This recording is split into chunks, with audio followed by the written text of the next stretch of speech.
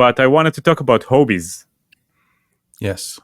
I'm very concerned about hobbies for many reasons. Because I see myself as a person who has too many hobbies, probably. And I'm looking at the young generation, like really young generation. And I'm trying to figure out why and how they can ignore specific hobbies, and what's the how it's threatening our profession for the future, perhaps. And I see it even on my kid. I mean, when I was a kid, if someone would fly an RC plane next to me, I would go. I mean, that's what's happened. That's what got me in. And now when I go out to the field and fly, and kids see it, they don't really understand it or be excited about it.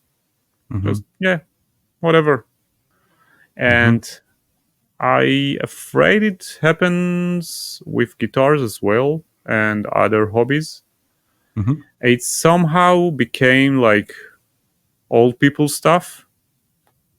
And I was wondering if you can relate to that and have like a vision on that for the future.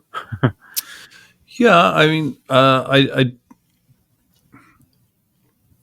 you're not the only person who feels that way. I can tell you that much. I've also mentioned that same person that I was speaking about a few minutes ago, George Gruen, also expressed a similar idea about collecting, that people aren't collecting things like they used to. And when George is fairly mature at this point, I think George is in his 70s.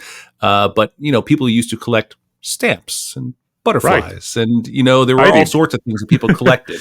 Yeah. And so they're not collecting in the same way that they used to, which is a similar thing to hobbies, like what you're talking about. Yeah.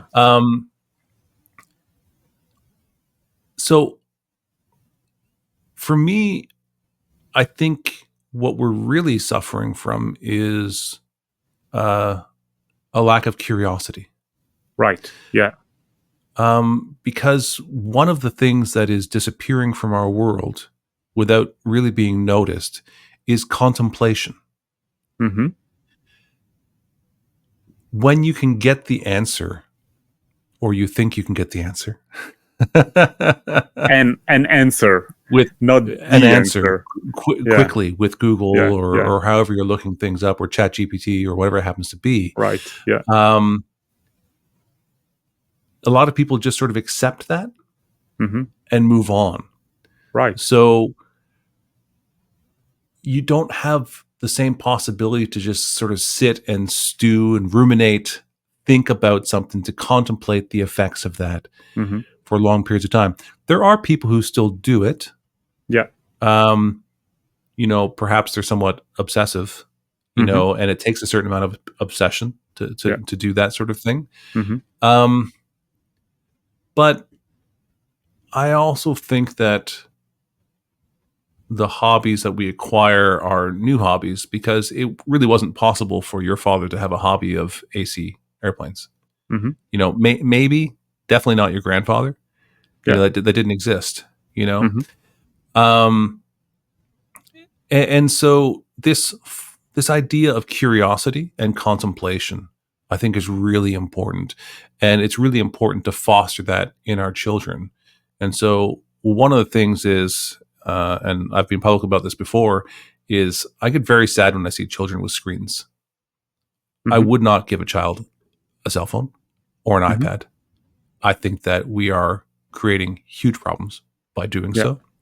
And I think, frankly, you're going to get in a lot of shit. Frankly, I think it's just really lazy parenting. Put the screen away and do your job. And I put my money where my mouth is. I sent my kids to a Waldorf school where there were no computers. And by the way, the Waldorf school in Silicon Valley is very popular, and it's populated by Silicon Valley executives' children.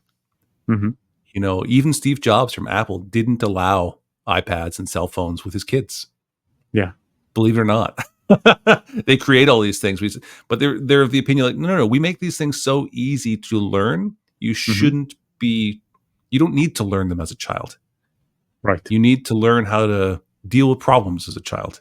You need to learn how to be curious, work through issues as a child, And so by removing these things, we sort of put people into a situation, and I don't mean it to be forceful, but we give someone a situation where they need to be curious, they need to work through it.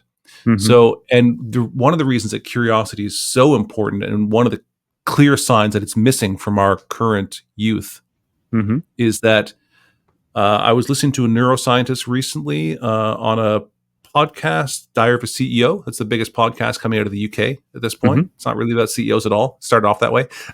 Yeah. And I don't remember the neuroscientist's name, pardon me, but she was talking about the part of the brain that regulates anxiety. And it regulates two things, that to find that equilibrium. And anxiety is the one extreme. The opposite side of anxiety with the brain is curiosity and exploration. Right. And when you hear that, you think, oh, well, that's probably right. Because when somebody's really anxious, what do we say to them? We say, well, what's the worst that could happen? So why are you so nervous about that? What are you afraid is going to happen? And so what we're encouraging them to do is we're encouraging them to explore it and to be curious about it. So I spoke with someone. I had someone in my life not so long ago tell me that they will not put their children in a situation where they have to shake someone's hand because it makes them very anxious. Okay. And I think to myself, well, if you just asked yourself, what's the worst that could happen? Explore that topic for a second. I mean, unless that person is, I don't know, Satan, and you're shaking hands to sell your soul, like, what can be so awful about experiencing a handshake, right? And the problem is, when we do not explore that possibility, we actually leave people in this position of anxiety. Because anxiety is literally not knowing what will happen. When we know what will happen, like when someone asks you to tie your shoes, there's no anxiety. Why? Because you learned how to tie your shoes a long time ago. You have no problem tying your shoe, right? and so there's no anxiety there. But for a young child, there can be anxiety about tying their shoe because they don't have the competency yet, right? And so this curiosity and contemplation, exploration, builds competencies. And we have a lot of young people who are incompetent at this point because they've been left in their anxieties and their parents haven't put them in the uncomfortable situation where they have to build their competencies. Yeah. So this happened with my children when they didn't have a cell phone. My daughter, when she was maybe 12 years old or so, we were traveling for a year. So we left their friends and her friend wanted her to message her. And I said, no, you can use my phone, but you have to call her. They don't want me to call. I have to text. And she got really anxious. I'm like, yeah, you can talk with your friend, but you have to be able to pick up the phone and give her a call. And this became a real issue for a day. But guess what? Yeah. She picked up the phone and called her. And her friend said, what are you calling me for? I told you to text me. And hung up on her. But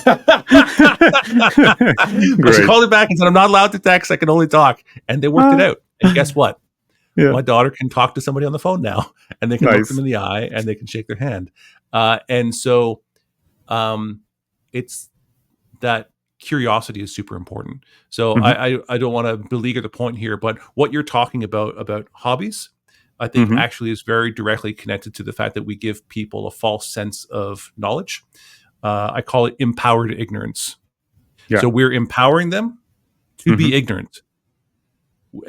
And they feel like they can get the answer and they feel like they really know it. Like, don't you know anything? It says here on Google, blah, blah, blah, blah, blah, blah. You're like, oh, okay, but what does that actually mean? Well, they don't know. They can't ask the next question. Yeah. And so we need to stop giving people easy answers, and we need to encourage exploration and curiosity. And then I think we will have hobbies, and we'll have a deeper culture, more competent people, and a happier life as a result of it, because there will be less anxiety. So, Omer, that was probably much more of an answer than you were looking for. No, but I've thought a lot on this. That was good. Thank you for watching and listening. You can find more episodes wherever you listen to your podcasts. And a special thanks to those who support us on Patreon. It's your support that enables us to do this work.